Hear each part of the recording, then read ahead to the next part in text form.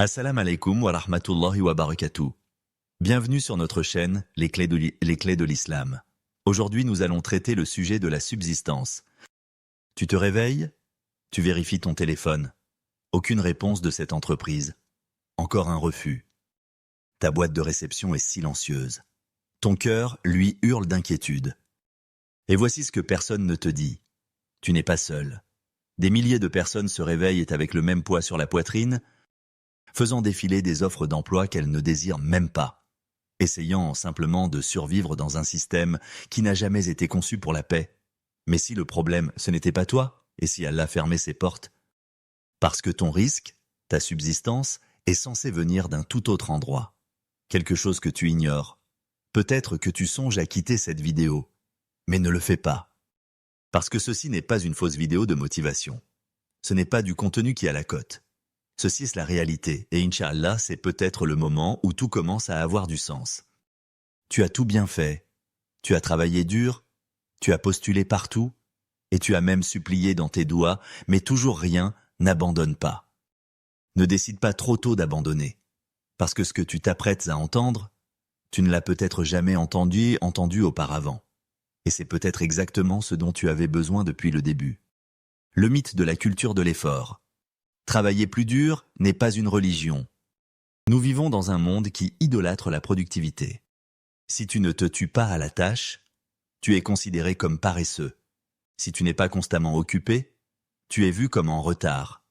On te vend un rêve, où ta valeur dépend du nombre d'heures que tu travailles, de combien tu produis, de combien tu es épuisé à la fin de la journée. Mais l'islam n'est pas venu pour faire des esclaves des entreprises. Il est venu pour libérer les esclaves d'Allah. Et voici ce qui est triste. Aujourd'hui, beaucoup de musulmans mesurent leur valeur personnelle au nombre d'emails qu'ils envoient, au titre qu'ils portent, ou au nombre d'offres d'emploi qu'ils reçoivent. On nous a menti. Si tu travailles assez dur, tout s'arrangera comme par magie. Mais dis-moi une chose, si le risque venait vraiment de l'effort pur, alors pourquoi les plus riches ne sont pas toujours ceux qui travaillent le plus ? Pourquoi l'homme qui soulève des briques sous le soleil gagne-t-il moins que celui qui envoie des emails depuis un bureau? Parce que l'effort n'est pas la source de la subsistance. Allah, lui, il l'est, le Razzaq. Mais attention, ne te méprends pas. L'islam encourage le travail. Le prophète Mohammed sallallahu alayhi wa sallam a dit « Personne n'a jamais mangé une meilleure nourriture que celle qu'il a gagnée de ses propres mains. » Mais l'islam n'a jamais dit de perdre ta santé, de brûler ton âme ou d'oublier ton but juste pour suivre le rythme du monde. Le travail est noble, mais l'adoration est supérieure. Et quand l'effort devient ton unique identité, tu oublies qui te soutient réellement. Voilà pourquoi tant de gens se sentent vides. Ce n'est pas parce qu'ils ne travaillent pas assez. C'est parce qu'ils adorent un système au lieu d'adorer Allah. Allah a écrit ton risque, mais tu poursuis leur système. Si nous croyons vraiment qu'Allah subhanahu wa ta'ala est Ar-Razzaq, le pourvoyeur, alors pourquoi nos actions montrent-elles plus de confiance dans les portails d'emploi en ligne que dans sa promesse? Nous courons après ce que le monde nous vend comme étant sécurisé, les échelons d'entreprise, les postes gouvernementaux, les carrières qui paraissent stables sur le papier, et nous traitons le risque d'Allah comme un plan de secours. Mais voici la vérité que personne ne veut admettre. Beaucoup de gens ne sont pas coincés parce qu'ils manquent de compétences. Ils sont coincés parce qu'ils ignorent le chemin qu'Allah leur a réellement ouvert, tout en le suppliant d'ouvrir des portes qu'il a déjà fermées. Parfois tu te dis « Ya Allah, je fais ma part, pourquoi ça ne fonctionne pas ?» Mais peut-être que cet emploi ne s'ouvre pas, parce que ton risque n'était jamais destiné à venir d'eux. Il a toujours été écrit pour venir de toi, de tes mains, de ton effort, de ta vision, de ton service. Tu n'as pas été créé pour supplier sans fin. Tu as été créé pour bâtir avec intention. On supplie Allah pour le risque, puis on refuse les chemins qu'il nous montre. On prie pour la subsistance, puis on tourne le dos à une idée hors norme. Un projet qui n'a pas de prestige social. Cette idée de business halal que tu as ignoré. Ce service freelance que tu n'as pas pris au sérieux, ce projet simple mais utile que tu as mis de côté. Peut-être que c'était eux, les chemins facilités par Allah. Mais tu as continué à courir dans l'embouteillage. Parce que le système t'a appris que réussir, il a à être choisi. L'islam t'enseigne qu'Allah t'a déjà choisi. Alors avance sur le chemin qu'il t'a tracé. Ne te contente pas de postuler. Bâtis quelque chose qui aide les gens. Soyons honnêtes, la plupart ne cherchent pas un but. Ils cherchent à survivre, juste de quoi tenir, juste de quoi ne pas couler. Donc quand ils postulent, ils ne pensent pas « comment puis-je aider ?» mais « est-ce qu'ils vont m'accepter ?» Mais si cette mentalité était justement ce qui te bloquait? L'islam nous enseigne à servir, à faciliter la vie des autres. Le prophète, paix et bénédictions sur lui, a dit « Les gens les plus aimés d'Allah sont ceux qui sont les plus utiles aux autres. » Ce n'est pas une citation inspirante, c'est une feuille de route. Arrête de chercher où on veut bien t'accepter. Commence à chercher quel problème tu peux résoudre. Notre risque n'est pas lié à un logo d'entreprise, mais à la sincérité, à la valeur qu'on crée, à l'impact qu'on a sur les gens. Et aujourd'hui, le monde regorge de problèmes.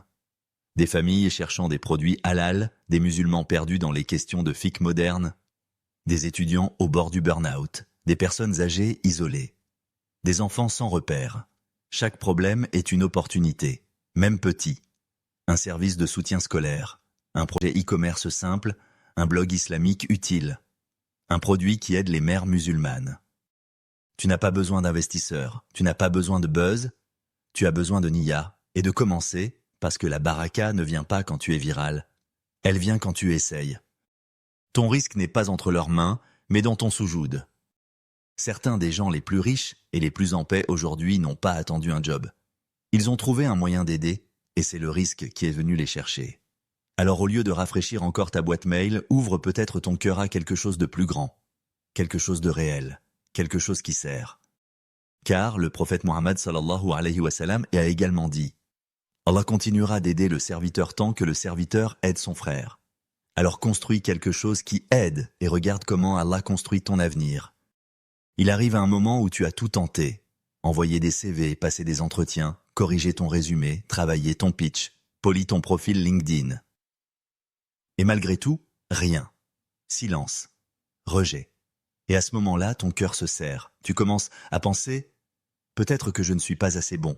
Peut-être que je n'y arriverai jamais. » Mais, et si le problème ce n'était pas tes compétences, mais ta direction? Tu continues de frapper à des portes humaines en espérant que l'une d'elles s'ouvre, mais la seule porte qui compte vraiment, c'est celle d'Allah. Le risque ne se trouve pas dans les départements RH, il n'est pas enfermé derrière des diplômes ou des entretiens prestigieux. Allah dit dans le Saint-Coran, « Quiconque craint Allah, il lui donnera une issue favorable, et lui accordera une subsistance d'où il ne s'attendait pas. » Sourate At-Talaq, versets 2 et 3. Alors, où est ta crainte d'Allah dans ta recherche d'emploi? Où est ton sujoud avant Fajr? Où est ton istighfar en secret, tes larmes silencieuses au milieu de la nuit? On court après les recommandations, les références, les connexions. Mais la connexion la plus puissante a toujours été avec celui qui a écrit ton risque avant même ta naissance. Quand est-ce la dernière fois que tu as supplié Allah, non pas pour un poste, mais pour la paix intérieure, non pas pour un titre, mais pour le tawakkul, la confiance absolue? Non pas pour l'approbation des gens, mais pour l'acceptation de ton Seigneur? Ces gens que tu essayes tant d'impressionner n'ont aucun pouvoir sur ton destin. Ils peuvent te rejeter 100 fois. Mais si Allah le veut, il peut t'envoyer une opportunité. Par un chemin que tu n'aurais jamais imaginé, ton risque n'est pas en retard. Il descend exactement au bon moment. Mais peut-être que ton cœur n'est pas encore prêt à le recevoir, et parfois, c'est le sujoud que tu fais aujourd'hui qui devient la raison pour laquelle une porte s'ouvre demain. Non pas grâce à ton CV, mais grâce à ton recours. Alors arrête d'attendre une réponse de quelqu'un qui n'est pas Ar-Rahman. Et commence à répondre à l'appel qui résonne 5 fois par jour. Car Allah subhanahu wa ta'ala dit dans le Saint-Coran, « Invoquez-moi, je vous répondrai. » Sourate Rafir, verset 60, et le prophète Mohammed sallallahu alayhi wa sallam a dit, « Le moment où le serviteur est le plus proche de son Seigneur, c'est lorsqu'il est en prosternation. Alors multipliez vos invocations. Le monde t'enseigne à poursuivre. L'islam t'enseigne à t'incliner. Alors incline-toi et laisse ton risque te poursuivre. » À chaque refus d'un emploi, on agit comme si notre identité entière s'effondrait. Un simple email, et soudain tu te sens inutile. Mais voici la vraie question. Qui leur a donné le droit de définir ta valeur? Quand tu attaches ta valeur personnelle à l'approbation de quelqu'un d'autre, tu ne prends pas seulement le risque d'un rejet, tu leur remets ton âme. Et c'est un risque qu'un croyant ne devrait jamais prendre. La baraka ne vient pas de ton CV, elle ne vit pas dans une lettre de motivation, et elle n'est pas cachée derrière des portes RH. La baraka vient d'Allah par la sincérité, le service et le sujoud. Quand tu poursuis la dounia, tu paries tout sur les résultats. Quand tu poursuis Allah, tu investis tout dans les intentions. Et il y a une différence énorme entre ces deux états d'esprit. L'un dit, et s'ils me disent non? L'autre dit, et si Allah me disait oui? Il n'y a aucune honte à postuler à des emplois. Mais il y a une tragédie à mesurer ta valeur au nombre de réponses que tu reçois. Parce qu'en islam, la réussite ne réside pas dans le résultat, elle réside dans l'obéissance. Tu plantes la graine, tu l'arroses, tu fais ta doua, mais la récolte, ce n'est pas ton travail, c'est celui d'Allah. Souviens-toi, les choses les plus importantes de la vie sont souvent construites sans applaudissements, sans validation, sans approbation. Alors, arrête d'attendre qu'on te choisisse. Arrête de réduire tes rêves pour correspondre à la checklist de quelqu'un d'autre. Arrête de douter de ta valeur à cause d'une boîte mail silencieuse. Et commence à faire la seule chose qui garantit un retour, plaire à Allah. Le rejet n'est effrayant que quand tu oublies qui tient vraiment les clés. Mais lorsque tes efforts sont pour Allah, pas pour des likes, pas pour un salaire, pas pour la reconnaissance, alors même si le monde entier te dit non, ça n'a aucune importance, parce que ton risque n'est pas entre leurs mains. Ta baraka n'est pas dans leur système et ton avenir n'est pas construit par des recruteurs. Il est écrit par Al-Razak. Cette Oumma n'a pas été construite par des employés. Elle a été construite par des croyants. Fais défiler ton fil d'actualité aujourd'hui et tu verras une infinité de conseils carrière. Comment se faire remarquer par les recruteurs, comment réussir ses entretiens, comment gravir les échelons. Mais fais défiler l'histoire islamique et tu verras que les plus grands n'étaient pas obsédés par les emplois, ils étaient obsédés par le Jannah. Le prophète Mohammed sallallahu alayhi wa sallam n'a pas attendu une offre d'emploi, il a bâti une nation. Les sahabas ne sont pas restés à attendre d'être embauchés. Ils ont créé, ils ont servi, ils ont sacrifié.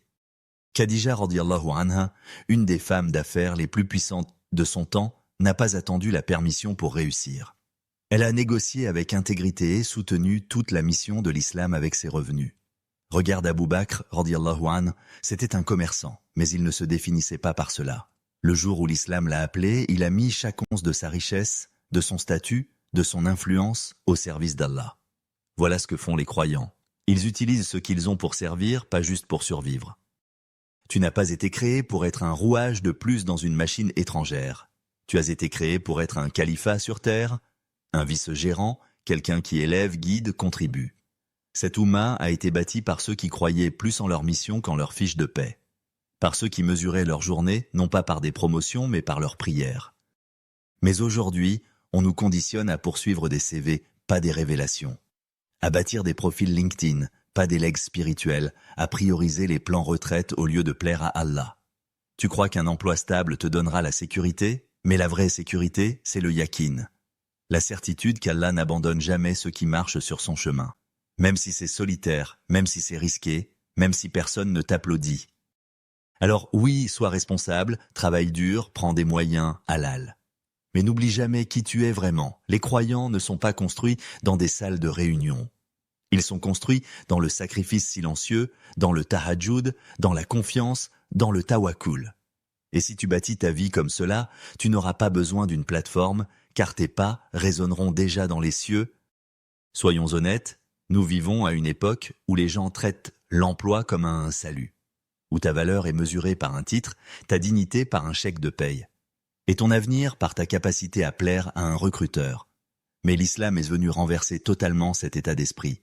Ton risque ne vient pas d'une entreprise, il ne vient pas d'un manager, ni même du système auquel tu veux tant appartenir. Il vient d'Allah, Ar-Razzaq, le seul qui n'a jamais retardé la subsistance d'une âme, pas même d'une seconde. Alors arrête de paniquer quand ta boîte mail est vide. Arrête de remettre en question ta valeur parce qu'un recruteur t'a ignoré. Arrête de rétrécir tes duas pour les adapter à ce que le monde appelle réaliste. Car ton parcours ne se limite pas à être embauché. Ton parcours, c'est d'être choisi par Allah des manières que le monde ne verra jamais, mais que les cieux reconnaîtront à coup sûr. Et si tu doutes encore, ouvre la sourate Al-Talaq. Lis le verset où Allah dit « Quiconque craint Allah, il lui donnera une issue favorable et lui accordera une subsistance d'où il ne s'attendait pas. » Ce n'est pas une citation de motivation, c'est une promesse divine. Alors oui, envoie tes candidatures, présente-toi, fais de ton mieux, mais n'oublie jamais, le jour où tu places ta foi en Allah plus qu'en le système, c'est le jour où tu commences à vivre comme un croyant, pas juste comme un chercheur d'emploi. Et maintenant, emporte ceci avec toi. Commente cette courte dua pour qu'elle reste en toi. Et qu'elle profite à quelqu'un d'autre qui en a besoin aussi. Ya Allah, accorde-moi un risque qui me rapproche de toi. Si cette vidéo t'a aidé à réaligner ton intention, alors aime, partage et abonne-toi. Pas pour les chiffres, mais pour que plus de cœurs soient guidés vers la source de toute subsistance. Al-Razzaq. Assalamu alaikum wa rahmatullah.